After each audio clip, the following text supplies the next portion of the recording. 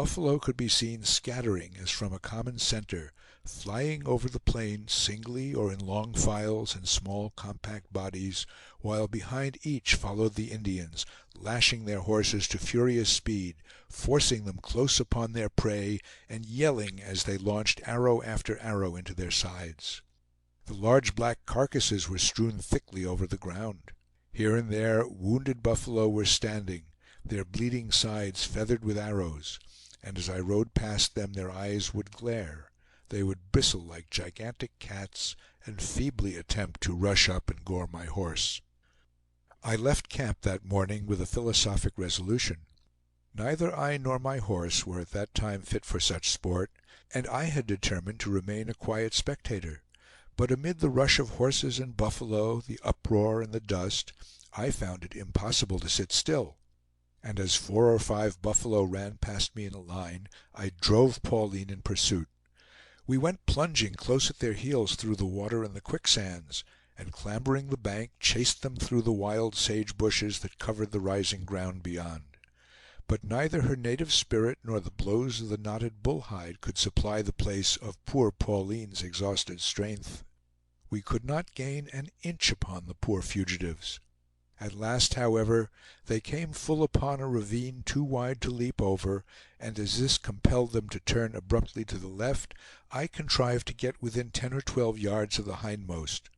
At this she faced about, bristled angrily, and made a show of charging. I shot at her with a large holster pistol, and hit her somewhere in the neck. Down she tumbled into the ravine, whither her companions had descended before her. I saw their dark backs appearing and disappearing as they galloped along the bottom; then one by one they came scrambling out on the other side, and ran off as before, the wounded animal following with unabated speed.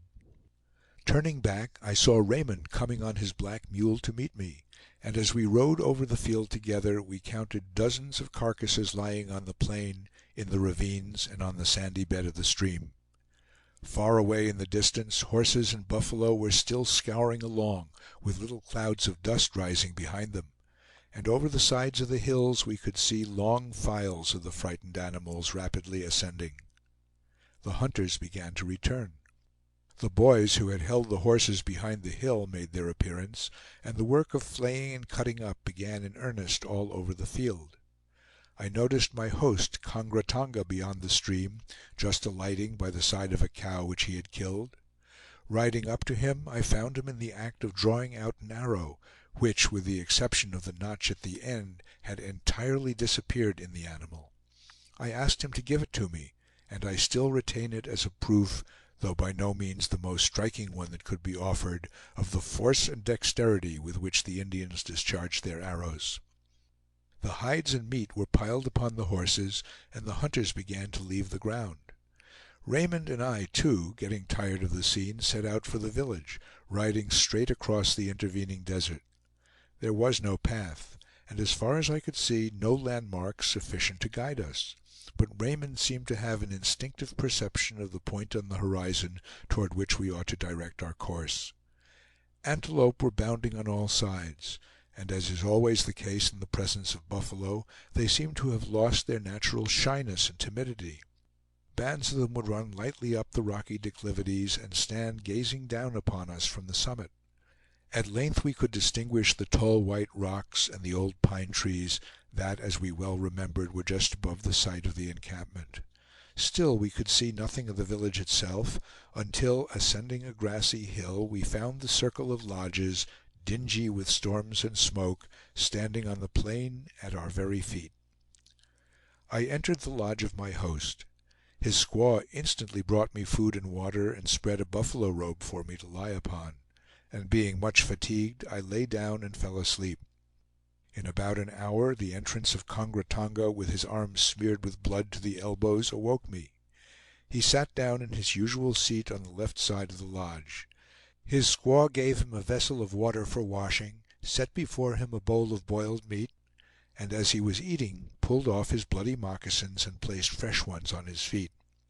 Then, outstretching his limbs, my host composed himself to sleep. And now the hunters, 2 or 3 at a time, began to come rapidly in, and each consigning his horses to the squaws, entered his lodge with the air of a man whose day's work was done. The squaws flung down the load from the burdened horses, and vast piles of meat and hides were soon accumulated before every lodge. By this time it was darkening fast, and the whole village was illumined by the glare of fires blazing all around. All the squaws and children were gathered about the piles of meat, exploring them in search of the daintiest portions.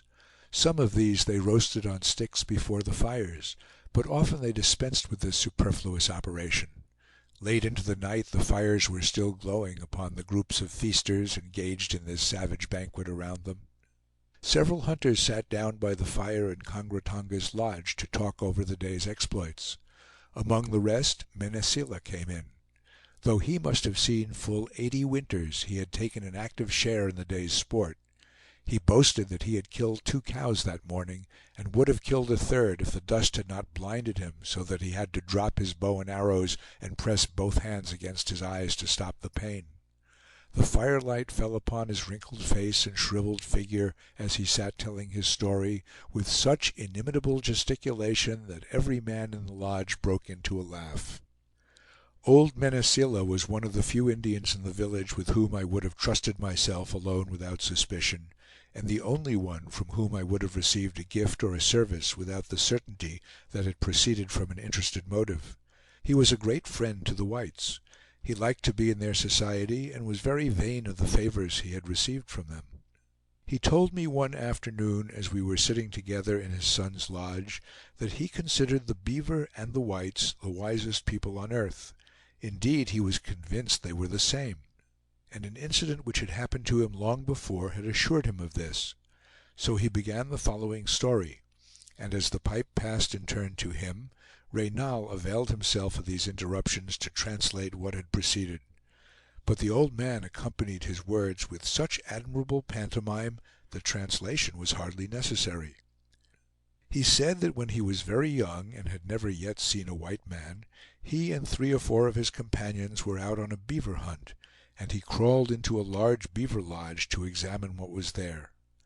Sometimes he was creeping on his hands and knees, sometimes he was obliged to swim, and sometimes to lie flat on his face and drag himself along. In this way he crawled a great distance underground. It was very dark, cold, and close, so that at last he was almost suffocated, and fell into a swoon. When he began to recover, he could just distinguish the voices of his companions outside, who had given him up for lost, and were singing his death song. At first he could see nothing, but soon he discerned something white before him, and at length plainly distinguished 3 people entirely white, 1 man and 2 women, sitting at the edge of a black pool of water. He became alarmed, and thought it high time to retreat. Having succeeded after great trouble in reaching daylight again, he went straight to the spot directly above the pool of water where he had seen the 3 mysterious beings. Here he beat a hole with his war club in the ground, and sat down to watch. In a moment the nose of an old male beaver appeared at the opening. Mene Seela instantly seized him and dragged him up, when 2 other beavers, both females, thrust out their heads, and these he served in the same way. "These," continued the old man, "must have been the 3 white people whom I saw sitting at the edge of the water." Mene Seela was the grand depository of the legends and traditions of the village. I succeeded, however, in getting from him only a few fragments. Like all Indians, he was excessively superstitious, and continually saw some reason for withholding his stories. "It is a bad thing," he would say, "to tell tales in summer. Stay with us till next winter, and I will tell you everything I know. But now our war parties are going out, and our young men will be killed if I sit down to tell stories before the frost begins."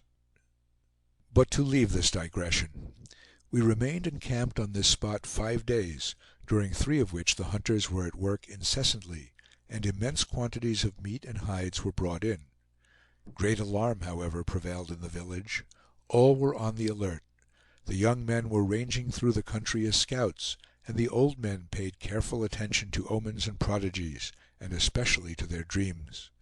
In order to convey to the enemy, who, if they were in the neighborhood, must inevitably have known of our presence, the impression that we were constantly on the watch, piles of sticks and stones were erected on